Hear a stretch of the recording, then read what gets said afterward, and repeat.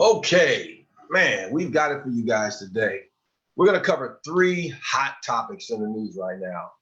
Number one, which lives matter as we look at another clash that happened recently in the great state of Texas. Number two, the pandemic enters a new phase, so says Dr. Burks. And the third one we're going to talk about is the election front. And it appears that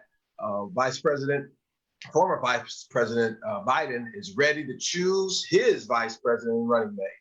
So let's get to it as we're here on the Wayne Carlin Show.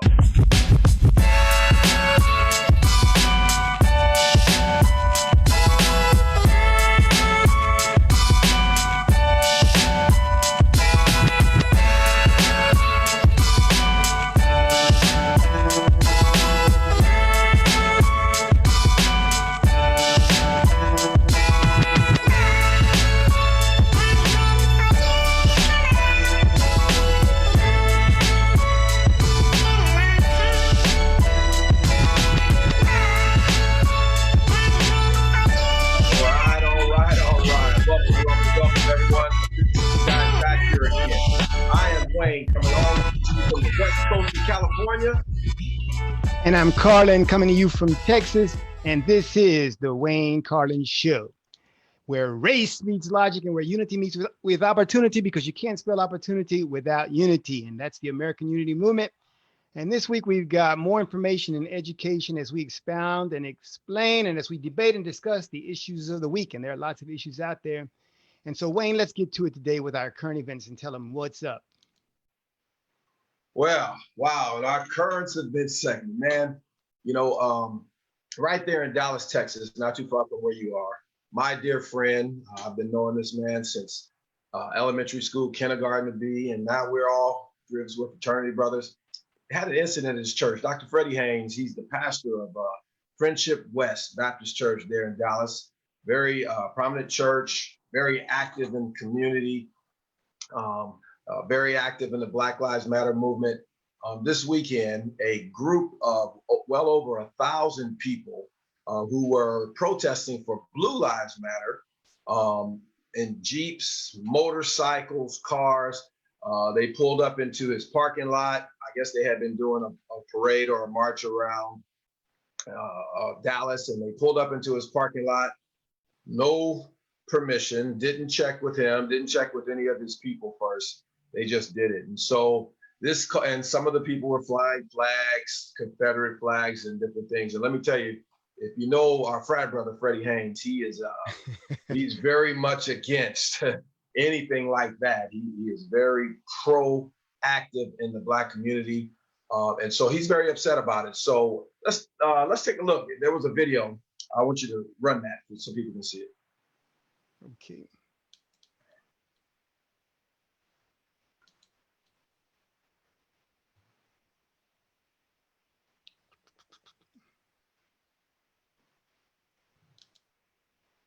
Here we go. My video. Uh-oh, I'm trying to find my video here. Here we go.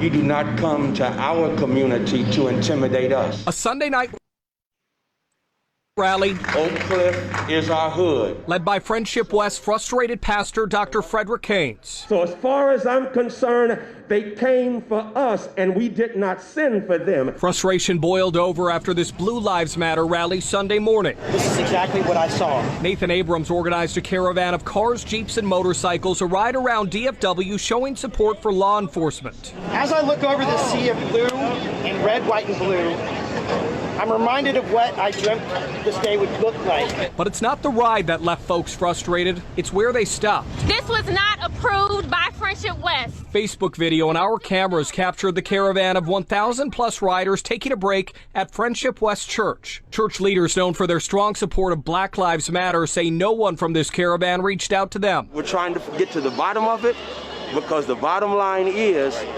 you decide to pack out this parking lot and intimidate our community in the age of George Floyd, and we ain't playing that. What happened at Friendship West is not what I wanted to happen. Abrams said they never intended any harm. They just wanted to take a break on a long ride.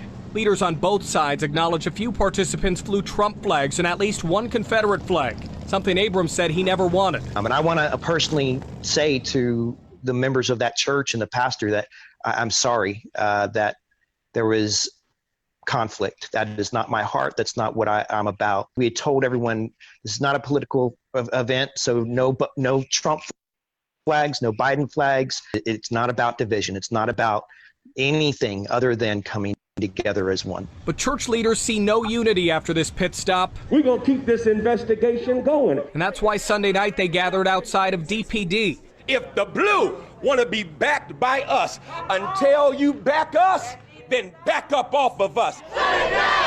The evening ended as marchers took to the streets. We don't get it! A rally for Blue Lives ended up mobilizing a movement for Black Lives. In Dallas, I'm Alex Rozier. Yeah, that's something. I tell you, I can't consider myself necessarily blue because I didn't wear the uniform, but I was in law enforcement for 25 years. So I do support local law enforcement. In fact, I had the police chief of Vallejo at my martial arts school just the other day and introduced him to all my students, let them speak to them. So I support law enforcement. But that event, and I'm kind of glad that the the leader got on there and said that wasn't his intention, although I'm not too sure because I've been to Friendship West and it's not just, you don't just drive down that street. You have to intentionally want to go there. And so I don't know how genuine he was in that comment. But anyway, what's your thoughts about that?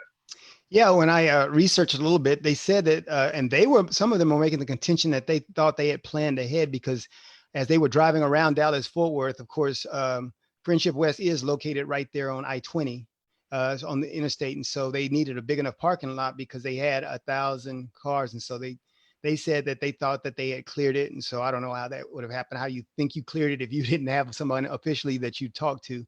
And especially if the pastor didn't know about it, doubt that happened. And so it did seem like it was somewhat provocative.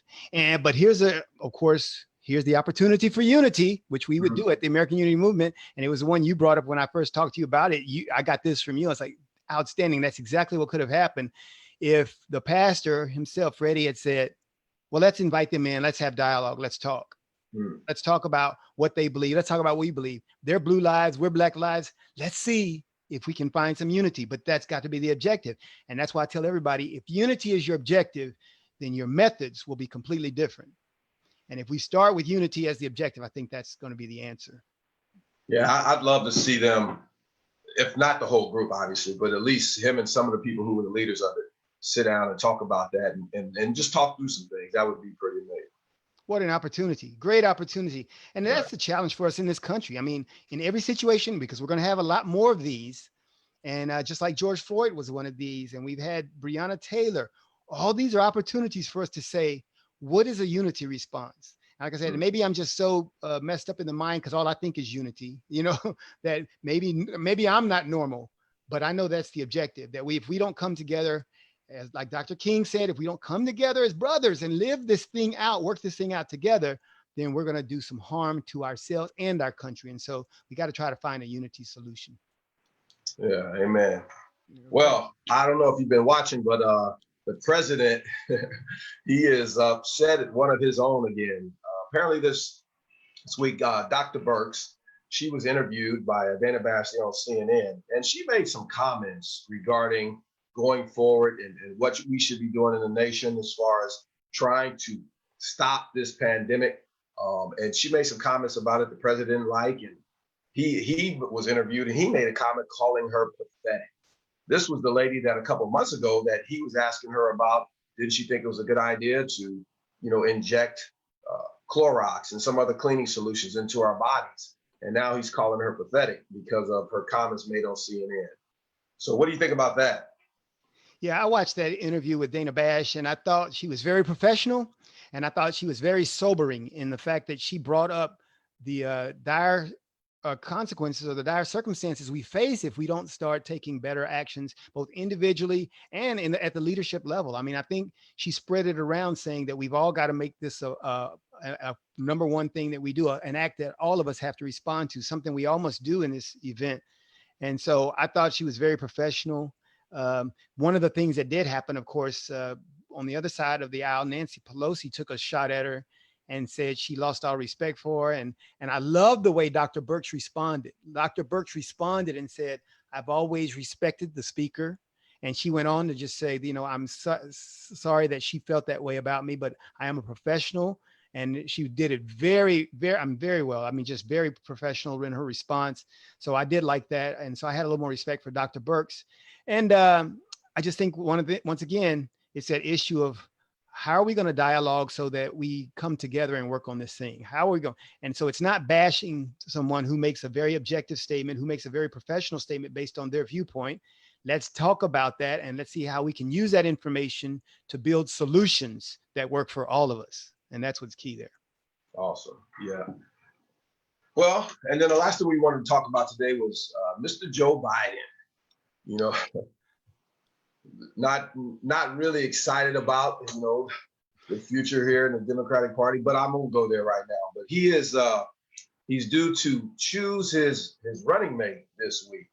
And you can see by the graphic here, he's already promised that he's gonna choose a woman to be his running mate. So I think he's trying to excite people with that. And we see some of the top front runners there is Ms. Harris, Susan Rice, Elizabeth Warren, Ms. Bash, you see, and then you're Duckworth as well. So I like the picture has his hand over his face, like, who do I choose?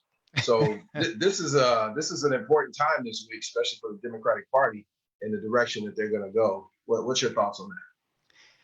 Politics, of course, and that's what you can expect from politicians, So he's got to determine to make this pick. And up front, of course, Biden boxed himself in somewhat when he said it's going to be a woman.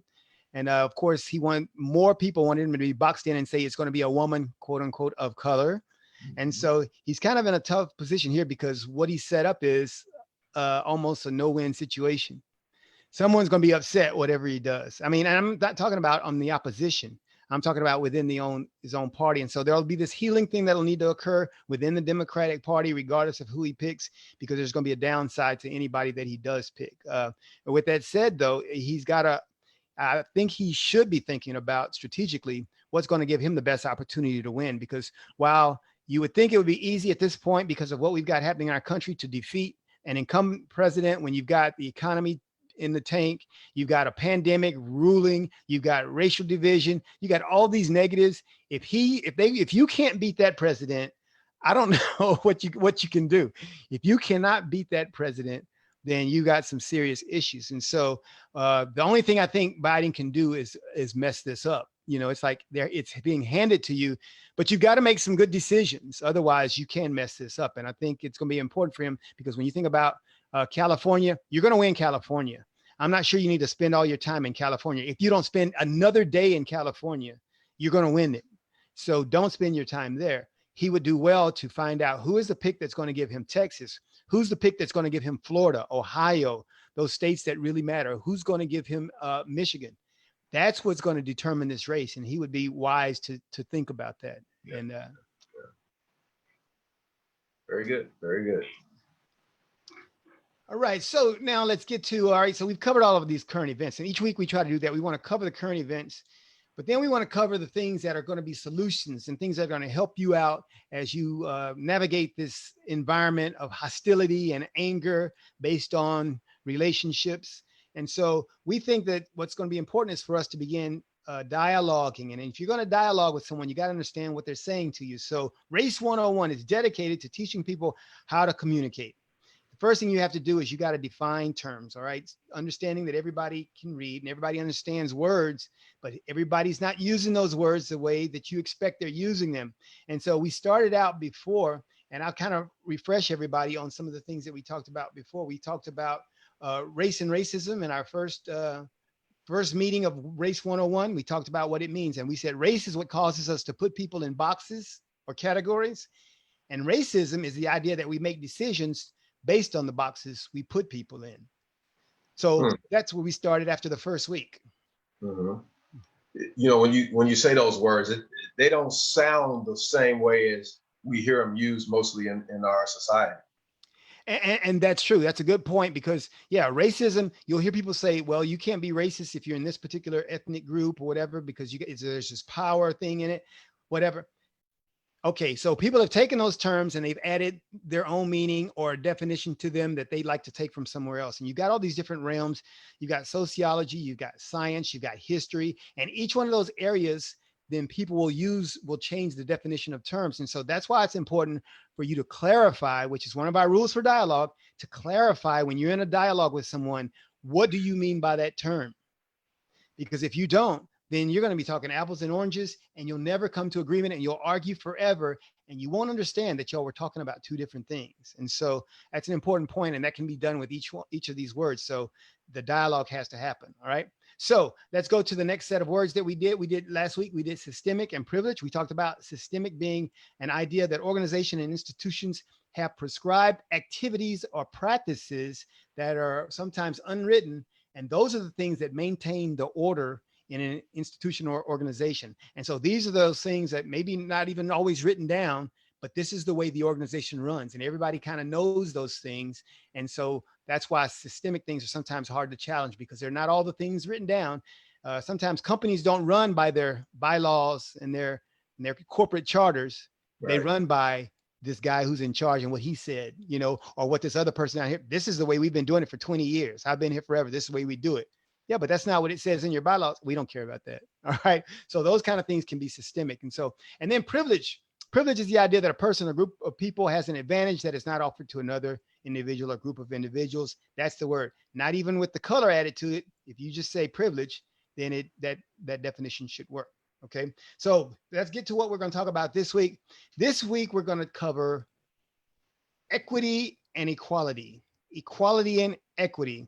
These are terms that are big time used in the quote unquote race arena. A lot of people say a lot of things about equity and equality, and I'm not sure we're always talking about the same thing. So let's talk about what we mean when we say equality and equity. Equality is the state of being equal, especially in status, rights, and opportunities. All right, so two different things there that can confuse you immediately. The state of being equal. Well, if you say state of being equal, that means I have what you have what I have. We are equal. Okay. Wayne, you 6'3" or 6'4"? Wayne 6'2". Thank you 6'2"? for that. Oh man, I'm trying to give you more. All right. Wayne 6'2", I'm 5'5". We are not equal in height. Okay. And there's no way that we can be equal in height. So that's where the second part of this definition comes in when it says, especially in status, rights, and opportunities. So while we're not equal in height, we can still be equal in opportunity. We can still be equal in status. We can still be equal in our access to rights. So equality then can work. And so it doesn't mean everything about you is going to be equal, but it means in certain areas where we have opportunities, we can be equal in opportunity and equal in rights. So we got to understand that. Okay. So let's talk about the term equity.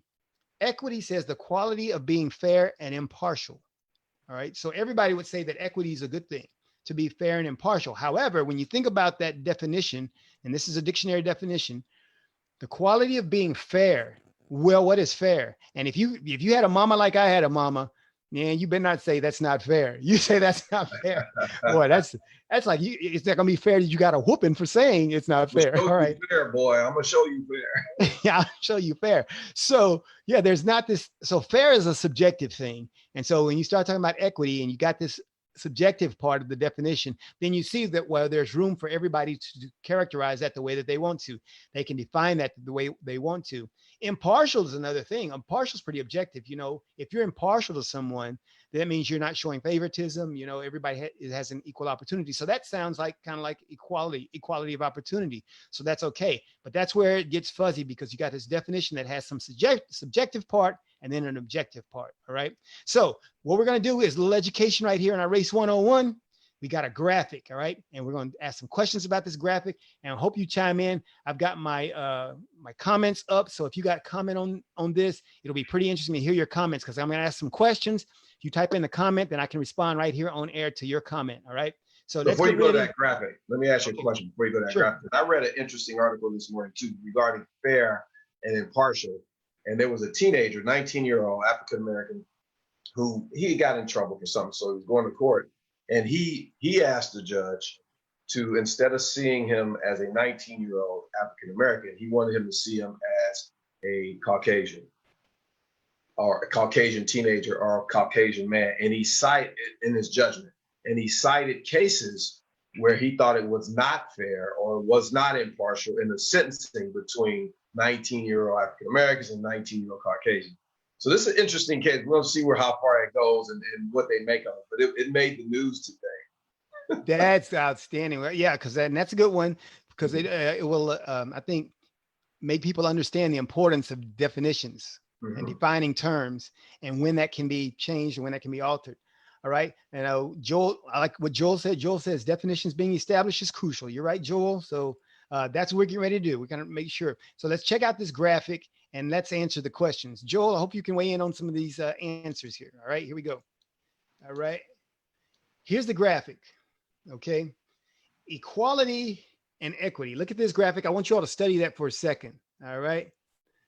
Study that for a second. We got Joshua out there. Joshua, I hope you got comments on this. Look at the graphic. We're going to talk about this graphic, equality and equity. And I've got some questions here. So let's start with the questions. You see what's happening in this graphic. You've got equality where everyone has a box and they're on the box. And so they're able to watch the game. And equity, not everyone has a box. Some people have more boxes. Some people have less boxes. And they can all see the game. Okay, so here's the questions. Here they go. Should everybody get the same box, or should some get bigger boxes, or should some get no boxes? All right, that's a question. If you just weigh in here. I'll go through all the questions and we'll come back and we'll see what kind of responses we've got. So should everybody get the same box, or should some get bigger boxes, some get no boxes? What do you think? And then the next question will be, what does a box really represent? What does a box represent? Is a box represent the opportunity, or does a box based on the outcome?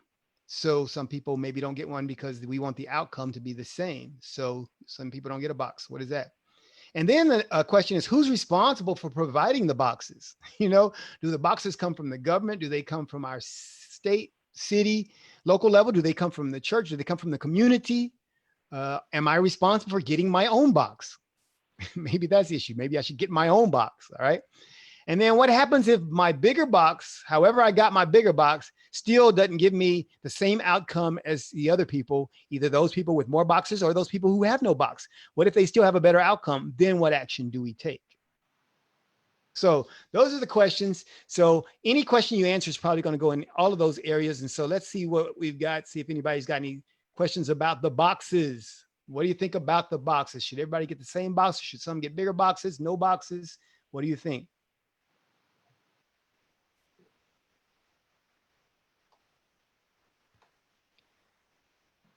Got any statements there, Josh? Joel, what do you think? We only got J's on today. We got Joshua, Joel, Jones, you know. All right, so let's talk about this a little bit then. Let's go ahead and dialogue about this a little bit. All right. What do you think, Wayne? Should everybody get the same box, or some get bigger boxes? So in this picture, we got where everybody got a box, and then we got where some didn't get a box. What do you think about that comparison? You know, this is a really awesome graphic. And I think I was mentioning earlier, in this situation, something like this, a game or some event like this, I would absolutely agree with the little one getting the 2 boxes so he can see, and the shorter one getting one, and the taller person doesn't need one at all. Now they can all enjoy the game together. But then I don't know if I can apply this to every situation in life, because some situations are much more, I don't want to use the word important, but different than going to visit a sporting event or something like that. And so I don't know that we can apply that principle. Obviously, everyone should have equity, but maybe not in that same situation where somebody gets the 2 boxes, one gets the one, and the other one is left behind. So we can't always apply that in every situation, I don't think. Yeah, and so what about the what's the problem with giving everybody a box, like the equality? What's the problem? Do you see a problem in that one? Well, I mean, in this situation, yeah, everybody got a box, but there's still a problem if we're talking about being able to view what's going on here, being able to see the situation. It's not helping the third person there. He was a little guy, whatever. So everybody getting a box, it sounds good. I think everybody should have a right, obviously, to education. We push that in our country, that everybody has a right to education. Not everybody gets to go to higher education, though. Unfortunately, some do, some don't. Other countries do that, where everybody gets free college tuition to go. I like what Israel does. Me personally, I think everybody coming out of high school and they serve a couple years in the military, and then they can go to college free or whatever they want. Something like that. I think that puts everybody on an equal playing field, but they also have to contribute to the direction the country's going in. Yeah, one of the other dynamics I think that's important to understand here is that what in the case, like we use the example, Wayne, when I talked earlier, I talked about the fact that you're 6'2" and I'm 5'5". What about the issue of that difference? And so in this analogy, and Wayne, I'm standing next to Wayne and we both get the same size box and I still can't see because I'm too short, whatever. Has enough been done for me? Has enough been done? Do I need to do any more? Because, and that's the thing, some rights or some of the things that we are thinking about here are status things that we're born into, and likewise, even material things. Sometimes we're born into wealth. We're born into a certain situation. And I'm not sure when we're born into some of those situations that anyone else is responsible for getting us out of those situations other than ourselves and our effort. And so the question is, where do those, am I responsible for getting my own box? And there's a lot of arguments you can make for I am responsible for getting my own box. Other people, based on the forms of government they desire, would say the government should give you a box, or they should at least give you the tools to make a box, or they should get, and so there's a way that you could characterize these that could be, I think, good things that would work, and so maybe there's responsible for giving you the tools to make your box. And maybe that's the deal in this scenario that we're looking at today. Maybe they should have just given all of them what they need to build the seat that they need to see the game from and see what they do. Leave it up to them. That creativity that I always blame the public education system for, that we don't engender in our children as they go to school. Maybe that's part of the solution. We also think about historically in our country, many people were left out of opportunities. Women, I don't like to use the term minorities, but that was a term that's popular by a lot of people, that were purposely left out of certain opportunities. And so, for instance, you were military, I was law enforcement. The standards initially were a little bit different. If you were a man, you had to meet this certain standard. If you're a woman, you had to meet this certain standard. So it was different. I don't know if it's still that way. I don't know if it's all the same now or not. But when they first started trying to break down walls and break down barriers, it wasn't on the same level playing field, as far as men versus women anyway. Mm-hmm. Right. And they that's the way it is now. Their training is not the same. Although they tried to make it more similar, they understand that there are things that men can do that women can't, and so they consider that. Yeah. Mm-hmm. Joshua says out here, that there are certain things that are outside of our control, like height and things like that. But there are other applications where maybe some people won't get a box and don't need a box and they don't get one.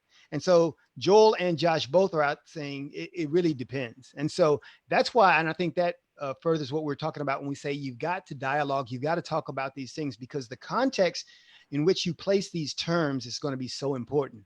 Because when you're talking about something that's God-given, like your height or whatever, then yeah, you can't use that in a sense of equality, because there'll never be an equality of things that when you're given something that God's given us, because. Well, absolutely. Because if I was 6'8", I would have been in the NBA, and then I would have been super rich. I think you need to put this graphic and those questions on the social media posts, and then we'll see. Yeah, we'll do that. Yeah, you're exactly right. So that's what we'll do. We'll put that out there. Yeah, because we are really running out of time. We had some more statements from Joshua and Joel both out there, and they're basically though echoing what we're saying, that it depends on the situation. And our 30 minutes time is up. And so before we go, we always like to try to make you part of the solution, because your input, and we'll have to have Joel and Josh on one of our forums so we can talk about this and get their brain power in there. But ways to support. Hey, we're still raising funds because we don't have George Soros giving us money like he does to Black Lives Matter, so that they got millions and millions of dollars. So we take our hundreds and hundreds of dollars and we go forth and do the work. You know, we've had some people who've come alongside us and really supported us over the last couple of weeks, and we're continuing to do that because it is going to facilitate a lot of the great things that we're doing. And all the great things that we're doing are not about huge programs. We're about building relationships with people, getting people to sit down, and usually people who differ in viewpoints, getting them to sit down and dialogue with each other so that we can get a sense of understanding and begin to work on all of the issues of life together. So that's what we're trying to do. So feel free to go buy some of our merchandise, donate, and if nothing else, come out and volunteer to support Erase Race, the American Unity Movement, because we've got so much to do. All right. So yeah, we definitely need your support. Definitely need you. I know many of you out there want to make a change. You want to make a difference. And so if you're looking for an organization that is about unity, so much disunity going on right now. We're about unity. We may not have all the answers, but we know unity is one of them. So we definitely want you to come on with us, and definitely check us out again next week, and have a great and peaceful week. Outstanding. And I'm out sending a shout out to Gail, Kirkwood Shaw, and Karen Cannon. They've been outstanding supporters of me recently. So I just want to send a shout out. Also, Kelly Cannon, just outstanding people. So hey, we thank y'all for coming, and we'll catch y'all next time on the Wayne Carlin Show.